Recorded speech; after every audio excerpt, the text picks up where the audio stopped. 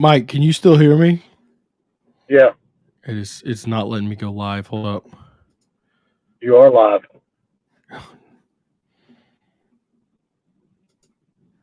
Preston, you're live. Am I live? All right. Well, then, sorry about that. I apologize for the technical difficulties. Let's get rolling, everybody. And now, your official TigerBait postgame show with Mike Scarborough and Preston Guy starts now.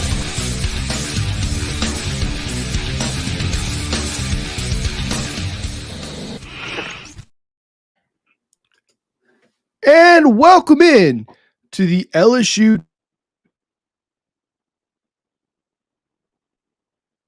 TigerBait.com. Join with me is owner and publisher of LSU's TigerBait.com, Mike Scarborough. It's a bit of a crazy night, as y'all heard. I had a little technical issues. It was literally telling me I can't go live, and Mike's like, "No, dude, you're live." So if y'all heard that, I'm sorry. A bit of a wild intro, kind of like LSU's wild intro to the game tonight, where LSU's offense looked like it was as anemic as you could possibly expect it to be.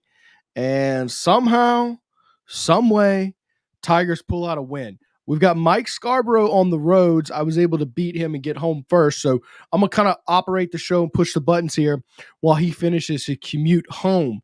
But guys, I mean, what a win tonight. What a crazy game. Me and Mike both on the field there at the fourth quarter. And basically from that final drive, it's been just absolute nuts for us getting our content out, getting this post-game show ready to rock and roll. But it is 1:40 in the morning, and we're happy to join y'all. Mike, thoughts on the game? I'm taking a ride on a Nicholson at LeBurge, so I'm almost home. He's almost there, man, in the final straight. All right, Mike, what's your biggest takeaway from the game? I was talking to Bryce Kuhn down there.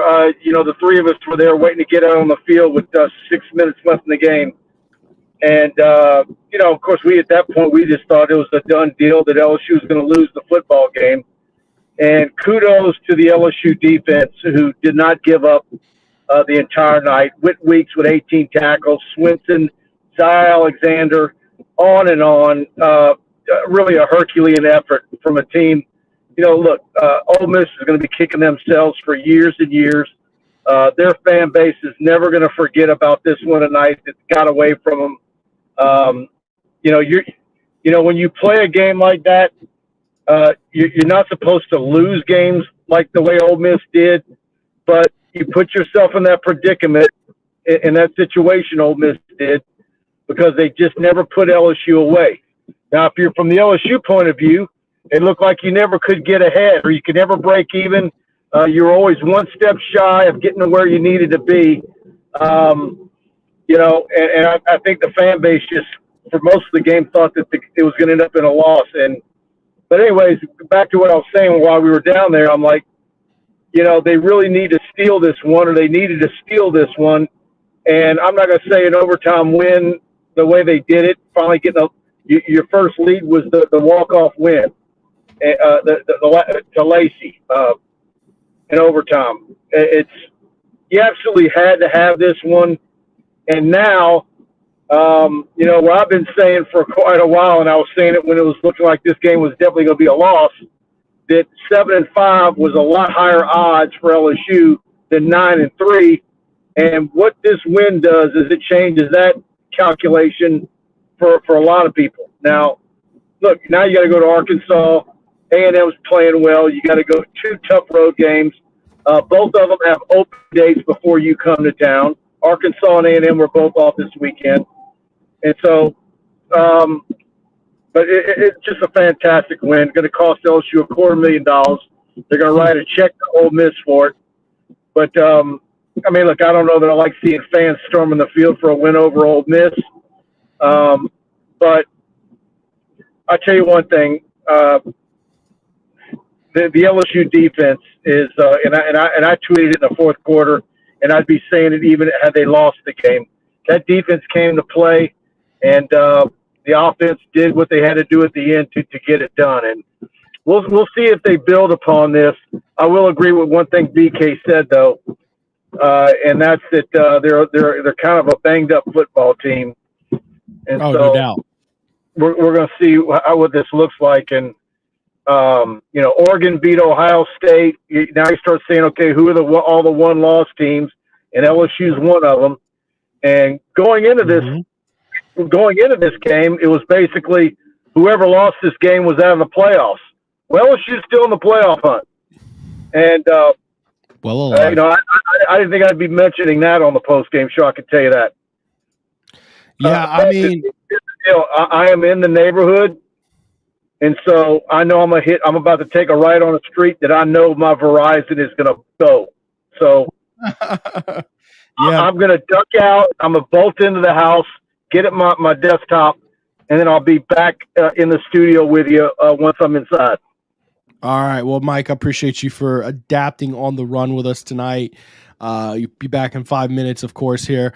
Guys, this game, it was like watching Rocky Balboa fight tonight. That's like, it was like, especially Nussmeier himself. Okay. And I got to tell you about Nussmeier because this was a gritty performance for Nussmeier. This was not pretty. Favorite play of the night from Nussmeier outside of, the two obvious, 4th down and 5 and you get a touchdown. We'll talk about that in a bit because everyone, there was a play on that final drive where Nussmeier had all the room in the world to run, really needed a first down, and took it for 13 yards for a first down.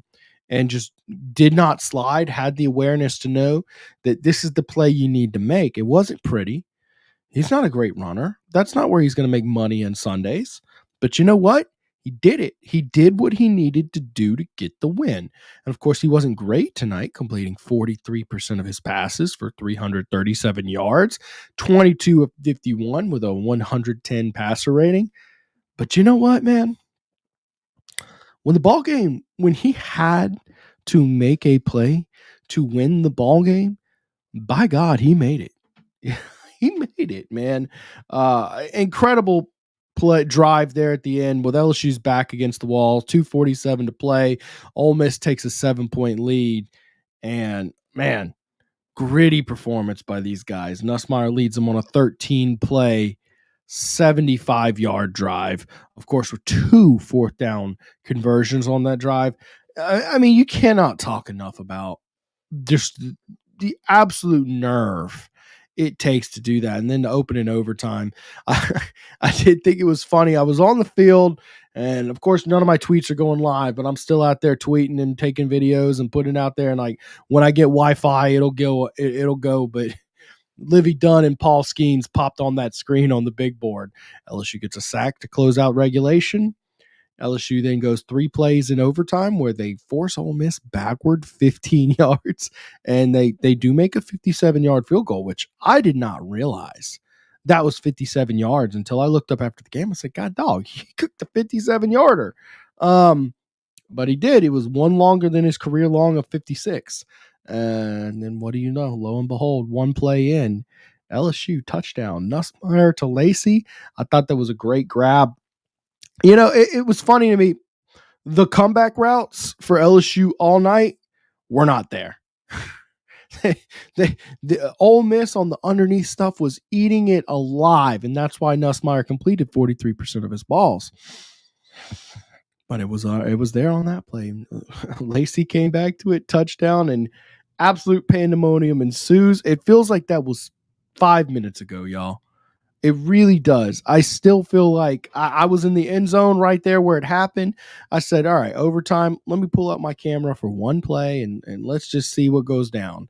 Pulled up my camera, record it, and you can see on my Twitter page, y'all, it is absolute chaos on LSU. I make a full 100-yard walk from touchdown to Nussmeier's interview and back to the Lane Kiffin press conference. It was absolute bonkers. Let's get some comments before we get Mike back here. Let's see here. The defense won the game for us tonight. They kept us in the game. Brian, I mean, that's the story of the game. And Blake Baker called the game of his life tonight. And yes, I know it wasn't like a 10-0 game that went to overtime. Yeah, Ole Miss scored some points. They scored 23 in regulation, no doubt. but the defense made a lot of timely stops when they really needed it. I think about fourth down in the red zone early on. They made that. They made 6 sacks, 2 turnovers, including a forced fumble. This was just an absolute clinic on how to do the most with what you've got by Blake Baker tonight. I don't think there's very many guys on this defense who are first rounders, although Weeks looked like one tonight. We'll get on him later. This is one of the best individual performances by a linebacker I can remember in recent memory, probably since Devin White. Maybe there's a Patrick Queen in there, but that was an incredible game from him. But I don't think this defense is just star-studded, packed with guys who are going to light it up in the NFL. I think Blake Baker is very much so taking what he's got and making the most with it and, doing a good job. Yeah, the thing that also stood out to me, they turned to a lot of veterans tonight. A lot of people were talking about Deshaun Spears, PJ Woodland, young guys coming in. And no, they rolled with their veteran guys back there. Sage Ryan, Jordan Gilbert. They rolled with their veteran guys and they made the most out of them, man. Incredible. And I cannot praise Blake Baker enough for what he did, given I don't think this is just an insane litany of talent that they have for this defense. So definitely the best game since at least 2022, probably since 2019. I can't wait to see what Blake Baker does once he gets a couple years of guys in. Mike, what's going on, man? Got it, man. I don't know what it is. I got a new software update on my my webcam, and it's given a super hyper where you can count my pores zoom in. But anyways, I'm glad we're finally live. And if you guys only knew how bad I was cussing on River Road, but an overtime win like that, every route out of Tiger Stadium, Skip Burtman Drive, Nicholson, Preston got routed around downtown, but he made it home out to Parkview a lot quicker than I did off Blue Bonnet. So either way, though, we're live, and I'm not even tired. So me neither. Not after that. It was a big win, but did you talk about going into Lane Kiffin's locker room? I didn't get to watch I touched mostly on the pandemonium after the game. Of course, I got to give shout out to Johnny Bravo here. Glad there's still a live show going at 1:40. And you know what? We'll probably be here till about 2:40, Johnny Bravo. So I hope you're ready for a late one with the TigerBait guys. But yes, Lane was very short. I got to ask him 2 questions, which is about a third of the questions he was asked tonight. And I do appreciate him for being respectful. He kind of threw a little bit of shade at LSU when I asked him how much the environment played a role tonight. And he said, the environment is what it is. No disrespect to them or anything, but that has nothing to do with us, giving up a sack or missing a block or fumbling the ball. I'm not so sure. We talked a lot about factors, the framing coming into this game. First off, Ole Miss had just played 2 tough SEC games, including South Carolina on the road. Okay. Secondly, LSU had a bye in South Alabama, and this was a night game in LSU. All of the intangibles went towards LSU favor, and I believe every single one of those was needed to squeak out this victory, man. Hell of an atmosphere tonight. I mean, Mike, can you talk about the atmosphere at all? No, there was several. I've got a decibel meter in a drawer, and had I been back in the old days, I'd bring it down the field with me. I'm telling you, man, there had to have been some times during that game where that decibel meter would have absolutely hit 120 plus. It was loud in that stadium tonight. The fans, and look, we talked about that earlier in the week. I mean, we knew that the weather was going to be perfect. Thought it was going to be a little bit cooler. When we had the 10-day forecast 10 days ago, it said we'd be in the 60s, but it was beautiful. And 102,000, not very, very few empty seats. Certainly that's a paid number. But look, I keep saying it each week, man. ABC, ESPN, and the amount of money they're paying for the SEC, they're getting their money's worth. Another unbelievable game that they had tonight in prime time, and it's not just the games involving LSU. I mean, they've gotten their money's worth from the SEC because there's been some absolute fantastic games and multiple of them last weekend, of course, when LSU was off. So, look, this is going to be one for the ages, and it's, when you what we've been saying over and over, at least I have, after the loss to USC, LSU is going to need to steal one, and I say this was stealing one. Ole Miss team that you can argue is maybe more talented.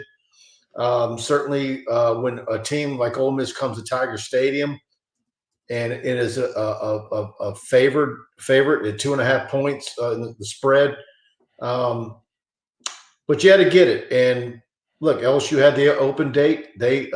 Ole Miss had to go on the road 2 weeks in a row. South Carolina, of course, gave them all they wanted last week. But now the foot's going to be on the shoe's going to be on the other foot for LSU because Arkansas is not going to be easy. They were off this weekend, and it's so tough to win on the road in the SEC. So I'll just say it again. This defense is something else, and you got to ask the question, do they play better without Harold Perkins? And I think the answer is yes. I don't think there's a question. I think it's just a fact at this point. I mean, this defense is more defined. Whit Weeks is your best linebacker by far. The guy's an animal, and they were rotating him in with Perkins, and it's looking to me like all those snaps that Whit Weeks was off the field were wasted snaps at this point. I mean, talk about a game people are going to talk about. 18 tackles, 10 solo, 1 sack, 2 for a loss, 1 pass breakup, and a forced fumble as well. I mean, just that is a legendary performance. But look, also shout out to those corners. The DBs, particularly Zy Alexander, but also Ashton Stamps as well. They played the best game I've seen at least since 2022, probably since 2019. I'd have to really dice it up and look at it. But, I mean, they played out of their mind. There's no reason to expect that these guys were going to play like this tonight, but they did, and kudos to them. Absolutely. Absolutely. How's my audio, guys? Does this Mike, I was going to say, I think you need to swap your mic. I think you're on your computer audio. All right. Let's. Have you run any commercials yet? I haven't. You want me to do them, or do you want to take over? You run the commercials, and I'm going to fix my audio. I'm going to come back in and get my audio fixed. All right? Sure. Give me 1 second here, guys. Guys, I got to tell you about Genesis of Lafayette, guys. There's a reason they sell more Genesis than any other dealer in Louisiana. Guys, if you're looking for the very best buyer experience, guys, for whether you're looking for a luxury SUV or sedan, give them a call toll free to set up your test drive, 877-856-2961, and tell them that TigerBait sent you in. We're going to hear from them real quick as soon as I find their spot. Here we go.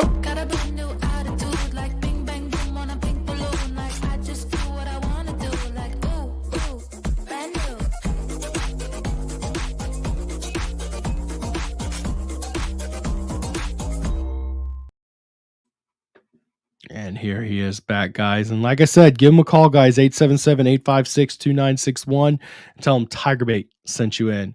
Mike, how you sound?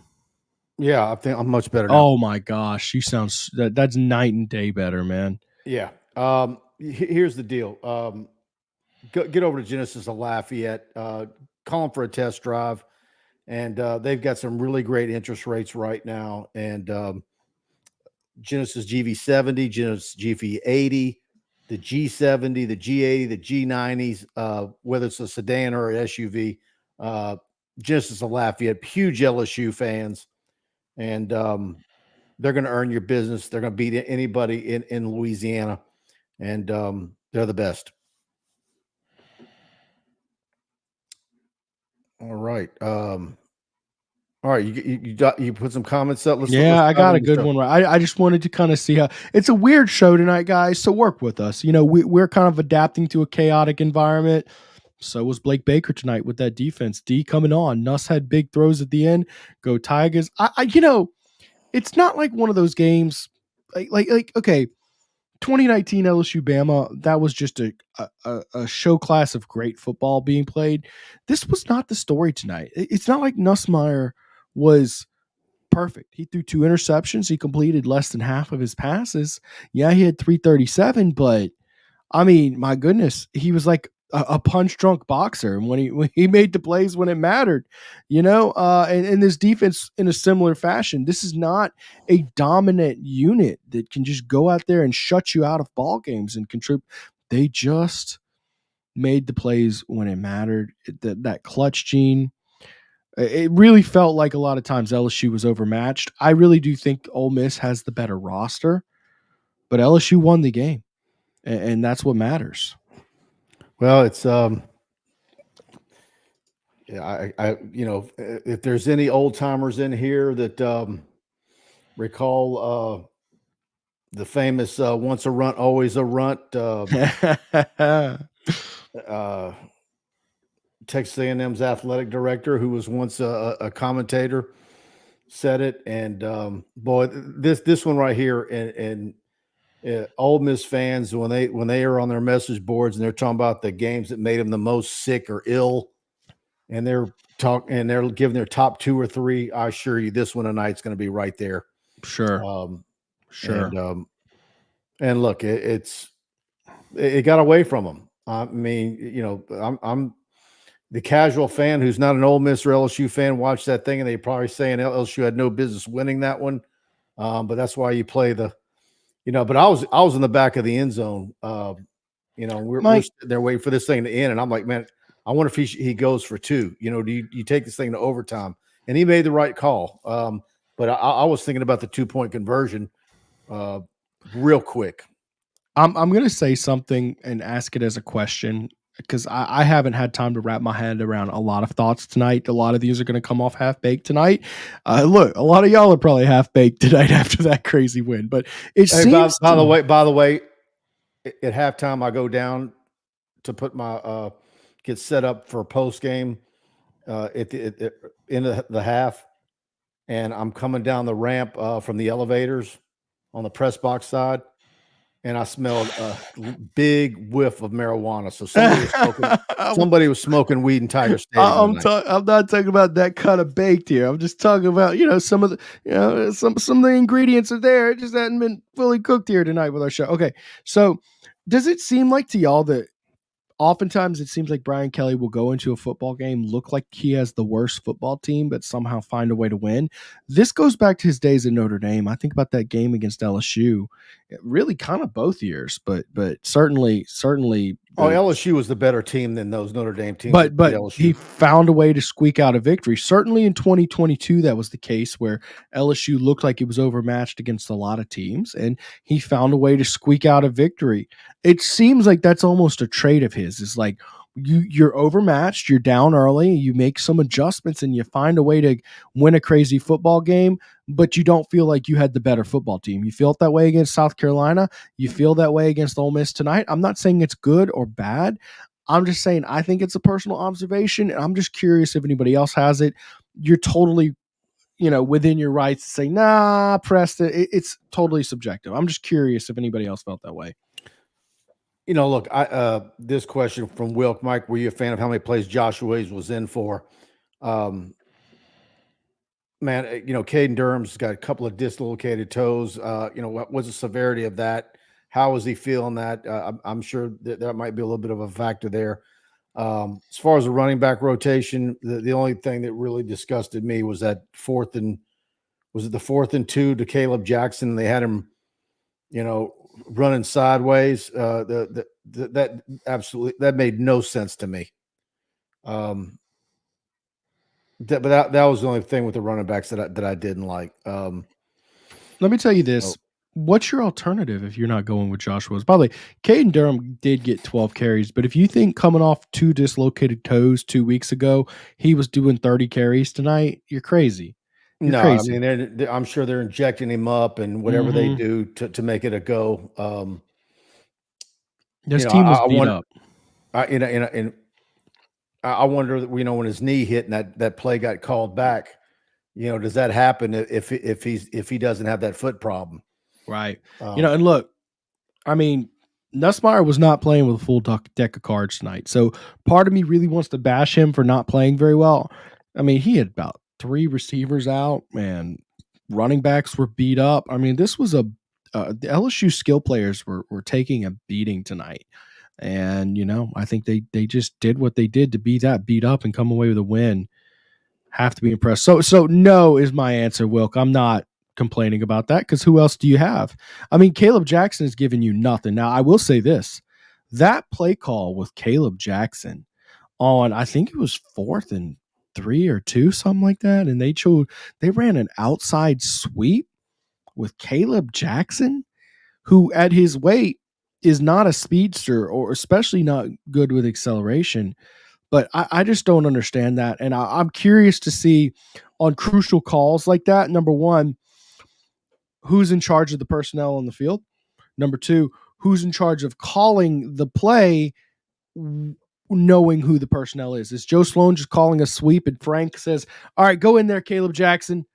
You know what I mean? And it's disjointed? Or is it like Joe Sloan said, I'm calling this sweep, and Caleb Jackson is the back for it? Yeah, I don't think Sloan does that. That's up to Frank. Probably up to Frank. So there's not, first of all, there's not enough time for that kind of negotiation. Right. That's all handled by Frank. I think you got to kind of get your communication system in place there. You cannot.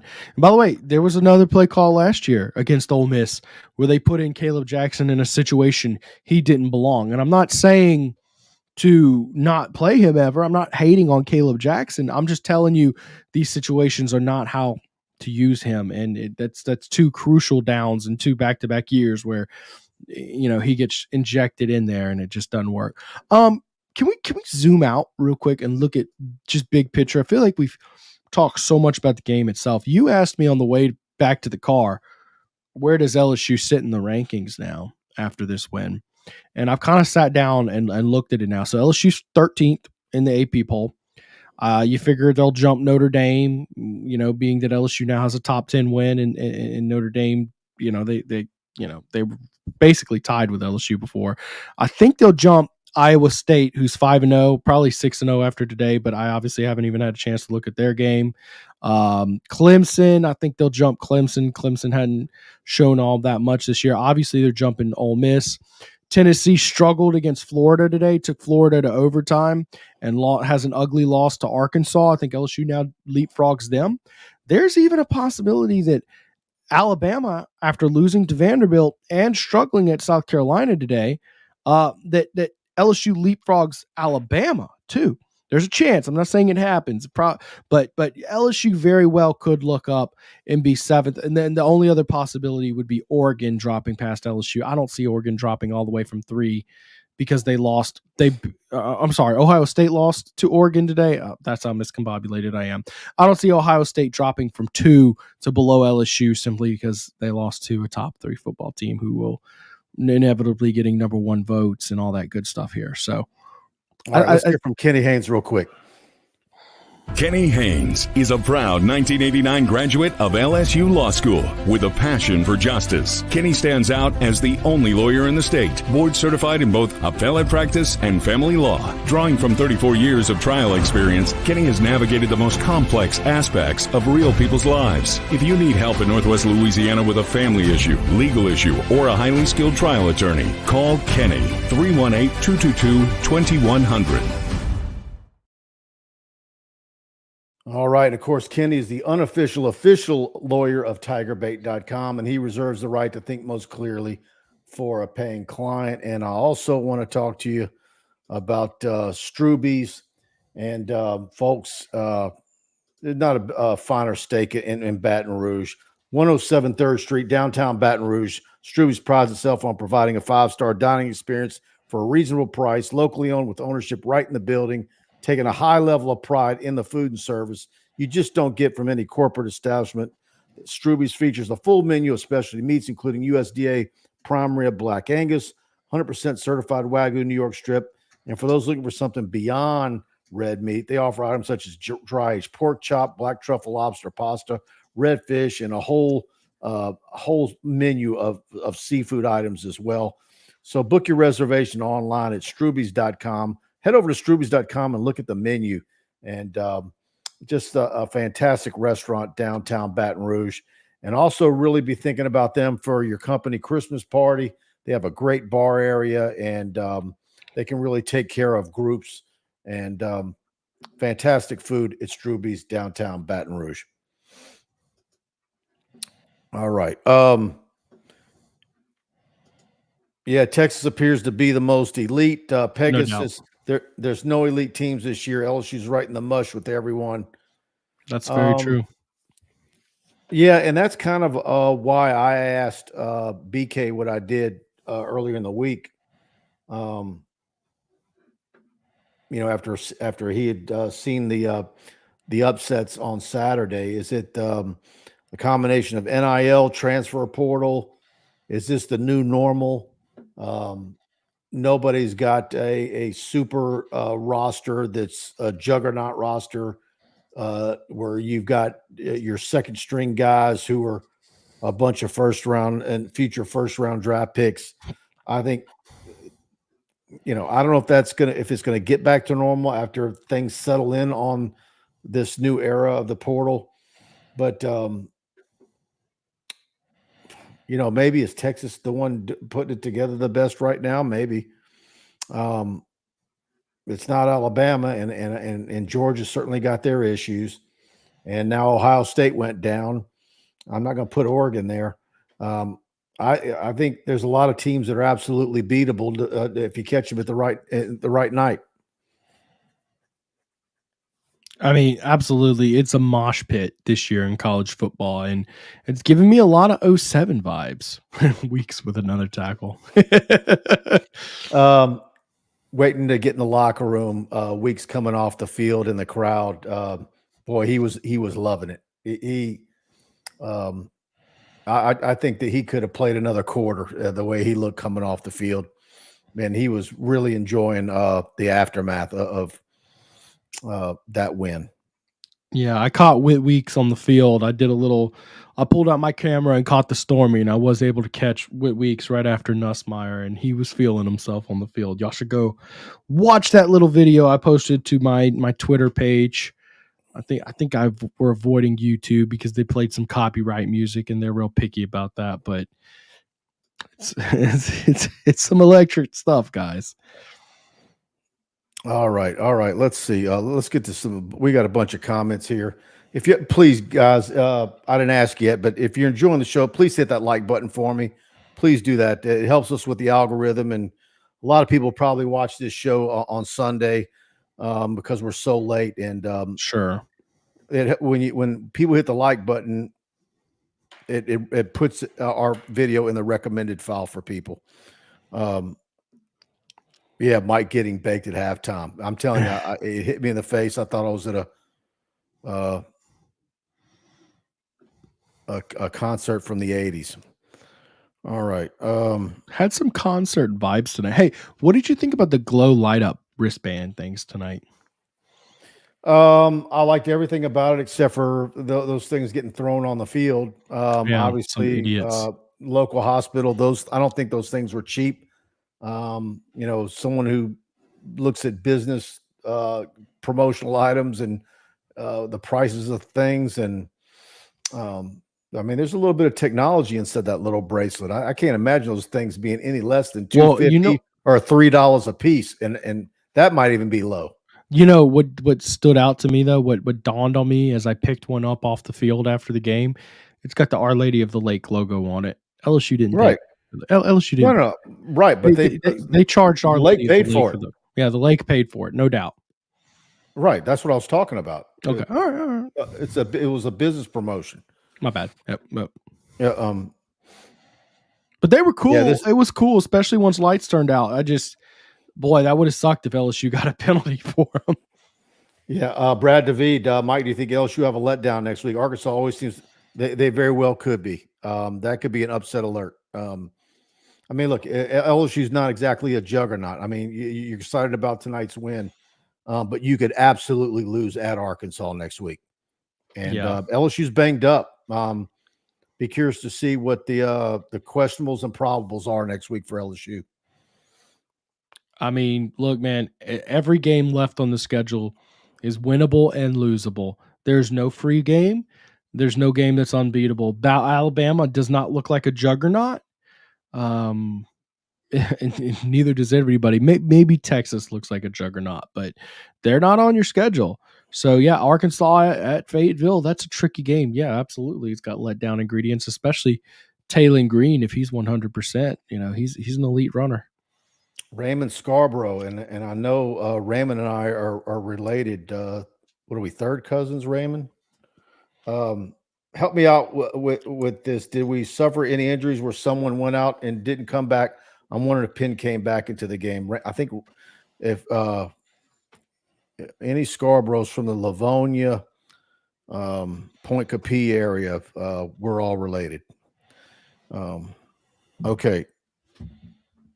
Andrew E., I love Krabby Mike. There you go.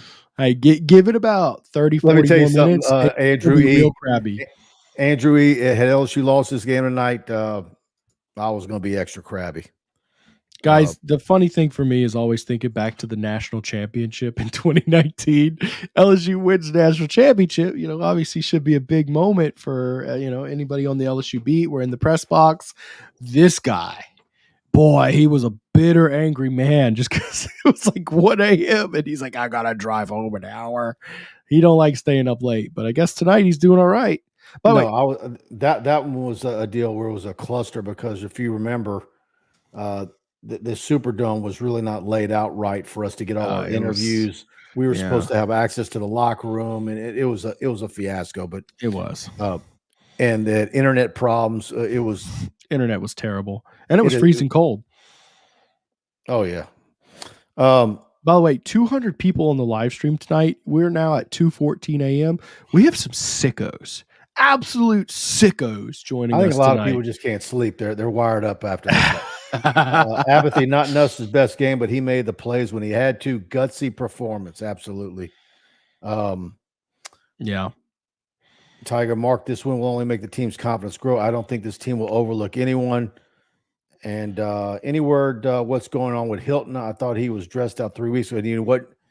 He wasn't dressed out tonight.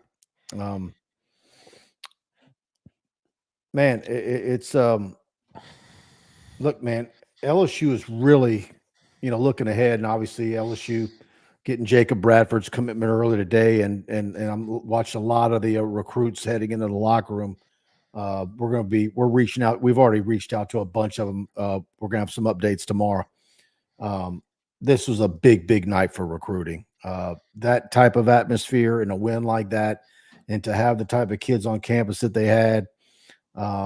That goes a really a long way. And so, I mean, just LSU's continues to be the brand, the sexy school, the school with the #1 stadium. Now you got the light show. It was beautiful weather, perfect weather. You can't draw this up any better from a recruiting standpoint. Love the site. What a game. Thank you, Landon. All right.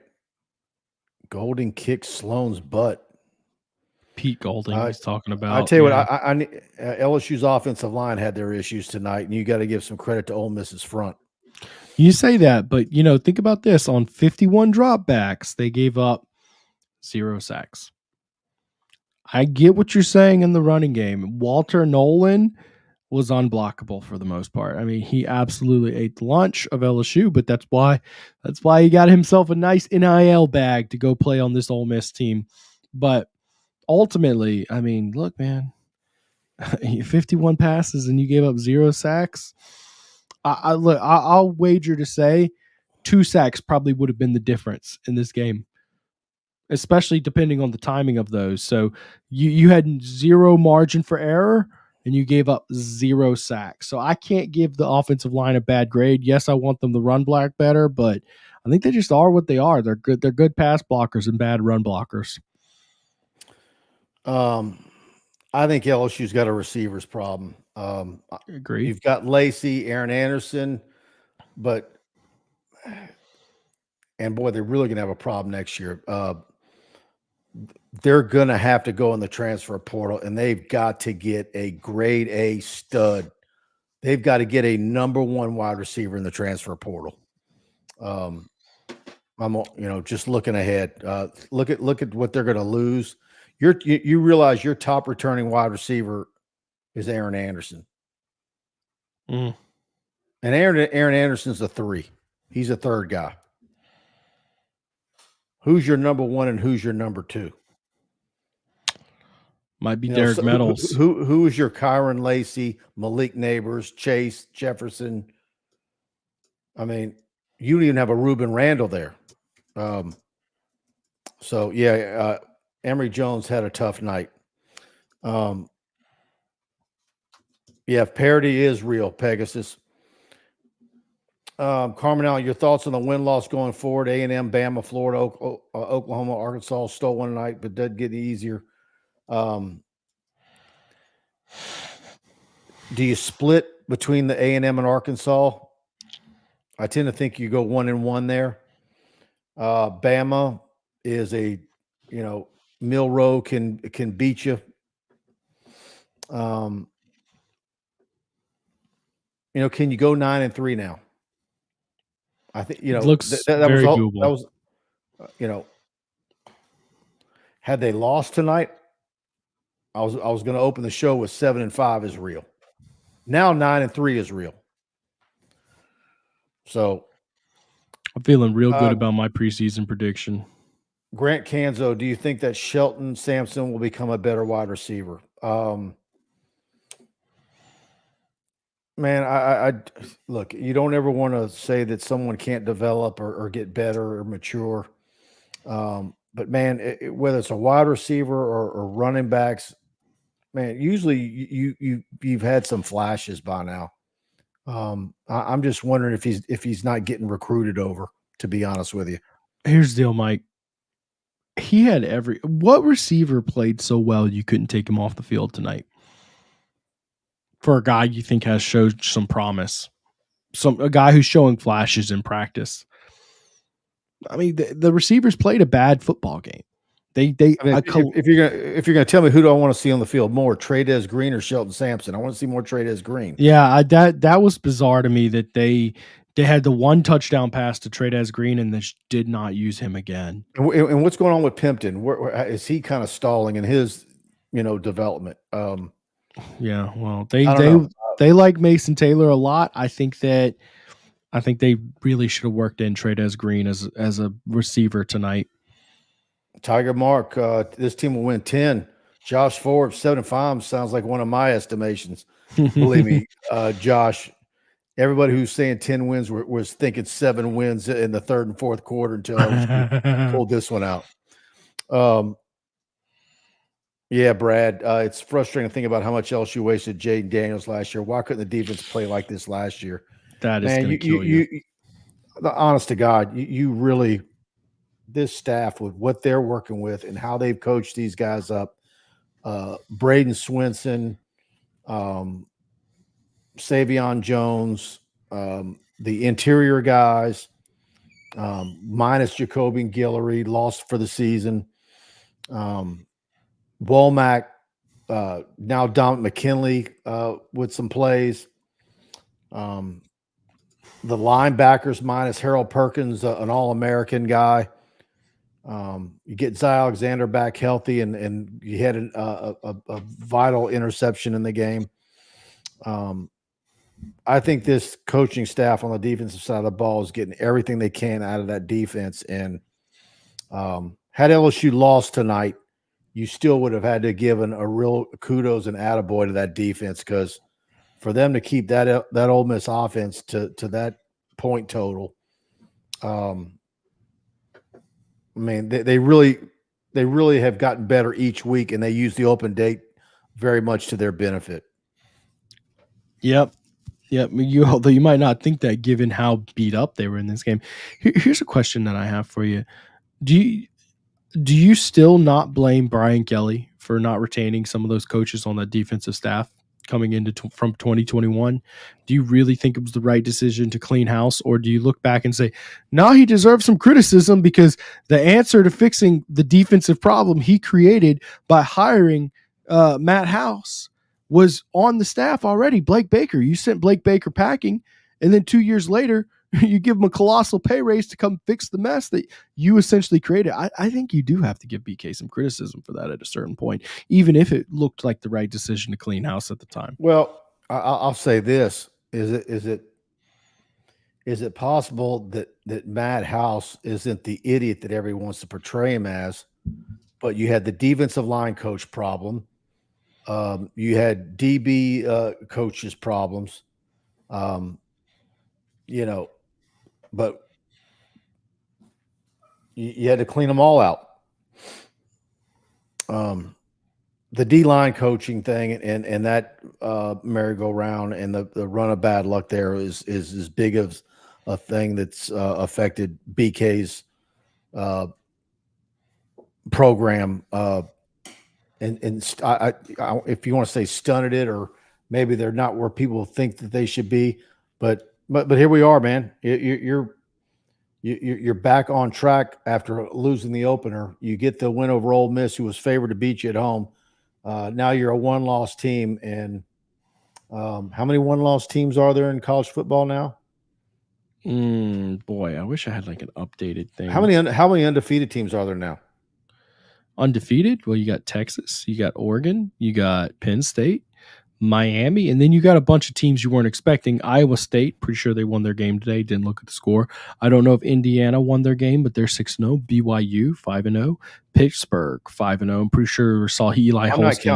I'm not counting any of those guys. Right. The unexpected ones. You feel kind of be on the trajectory of the Missouri until they actually played somebody. Mm-hmm. Kind of that situation, right?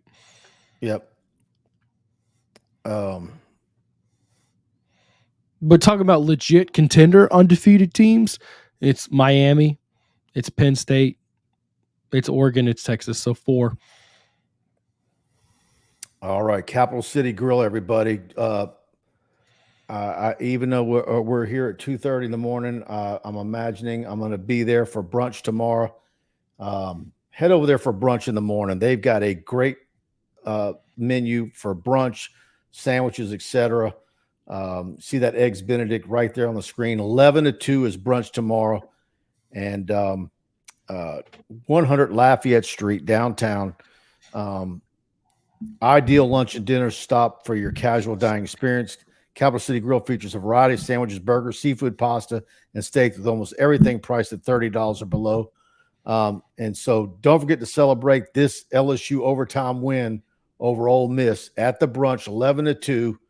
And please, if you head over there tomorrow, tell them TigerBait sent you in. And as always, make room for the carrot cake, or at least get a slice of it to go. And trust me, you'll thank me. Look, there's a lot of good brunches in town, but I think the one that a lot of people have slept on is at Capital City Grill. And when the weather's nice, it's a nice, easy way to park down there. And we're going to head there tomorrow, probably right at 11. It's only a few hours away, Mike. Yeah, Preston sent the picture, but I should have it loaded up. But when was that? You went a week ago? About 2-3 weeks ago. The cream Took cheese my little boy out. Oh, it was so good, man. The cream cheese was basically running off the plate on that piece of carrot cake he sent a photo of. Very good All right. stuff.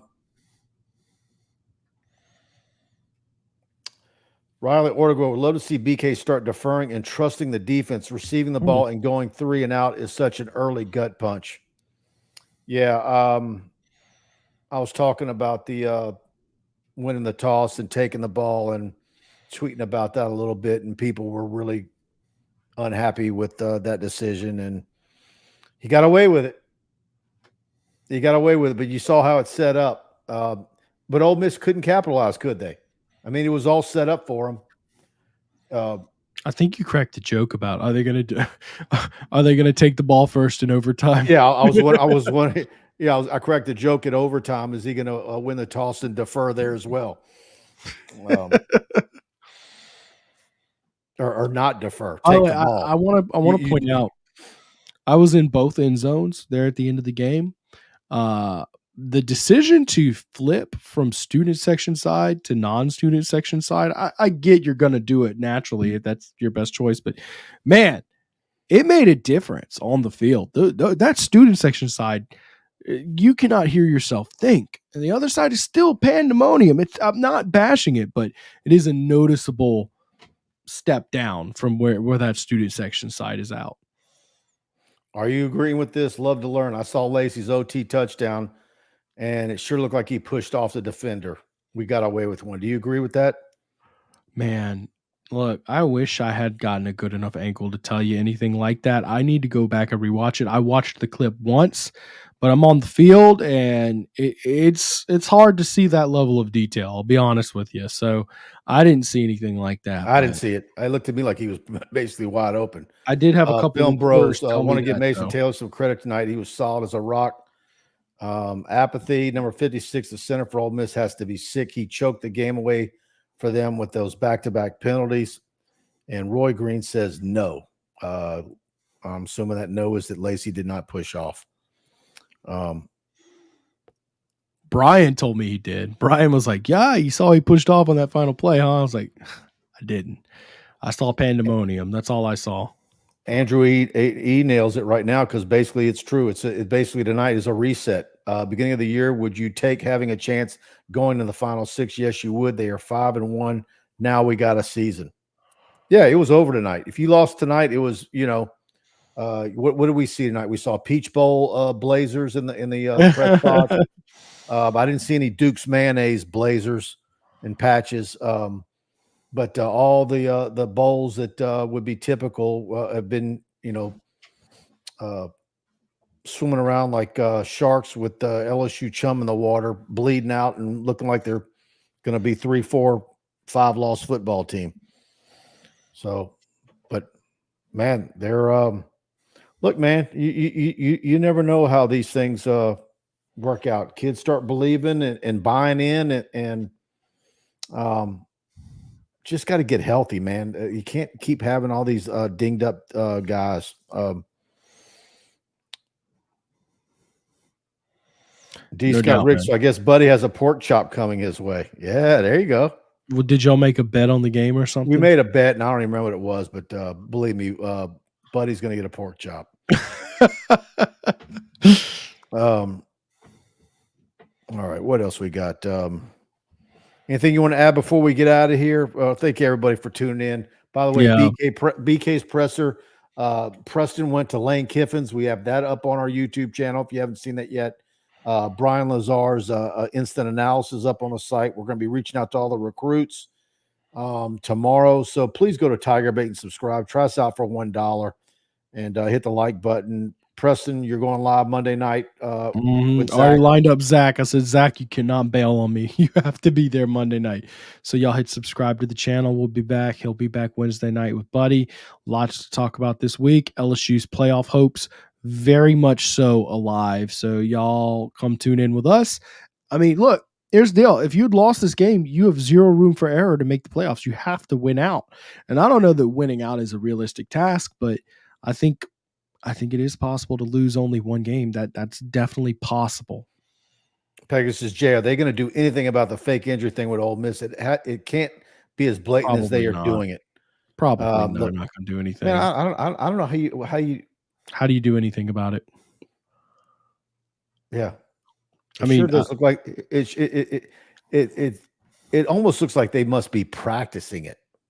The only way you could possibly change it is to change how the game functions, because you can't say a guy's faking an injury. There's no way to actually prove that, right? But like, what procedure are you going to make? Are you going to make a guy go off the field so that you can continue running your offense at a high pace? Like get a stretcher out and take care of him on the sideline. No, if a guy's hurt, you need to stop what you're doing and take care of it. There's nothing you can do about it. This is not a new problem, guys. It's been around. Remember in 2011 at West Virginia when LSU kept on having guys hurt with that Geno Smith offense, and those guys got booed? That's been 15 years. Okay, it's been going on for a long time. There's nothing. I tell you what you could do. You can start doing things in the second half where you say, you know what, if a guy goes down and the trainers have to come out, that player cannot go back into the game for that series. Interesting. That is an interesting call. Instead of just going out for a play or two, don't let them return to the game until the next. Yeah, you think defense only? Not on that particular series. Did you see the Ole Miss fans in retaliation? Offensive players don't do that. It's defensive players. In retaliation to LSU players, the Ole Miss players getting booed, the Ole Miss fans actually booed LSU's players getting hurt, but they did it when it was an offensive player hurt for LSU. And I'm like, I don't think y'all understand the concept and play here. Yep. All right, guys, we're going to head out. It's 2:30. Thanks for tuning in late and dealing with us. Me stuck on River Road and starting the show for the first 5 minutes or so with me in the vehicle. But we got it in, and what a night it was for LSU, big time. It's that locker room was a hell of a lot different than most people thought it was going to be for most of that football game. And it's I don't know if you call this a one you're going to remember. We had someone in the chat earlier said this was their first game. What a first game to attend an LSU football game. Boy. So this isn't one that a lot of people are going to forget. And if you're an Ole Miss fan, it's going to be one of your top 2 or 3 most sickening defeats. And there you go. All right, guys. If you see me over at Capital City Grill tomorrow, come say hello. Anything you want to add, Preston? Good night, you absolute football junkies and sickos staying up till 2:35 in the morning with us to talk some football. Whip Weeks just made another tackle. You guys are all freaks, but you're my freaks. I'm glad to have y'all with us. This has to be the latest TigerBait live post-game show we've ever done. And I appreciate all y'all for having us. It was a good showing tonight. All right, y'all have a good rest of the weekend. Enjoy it, and good night, and see y'all on TigerBait. Good night.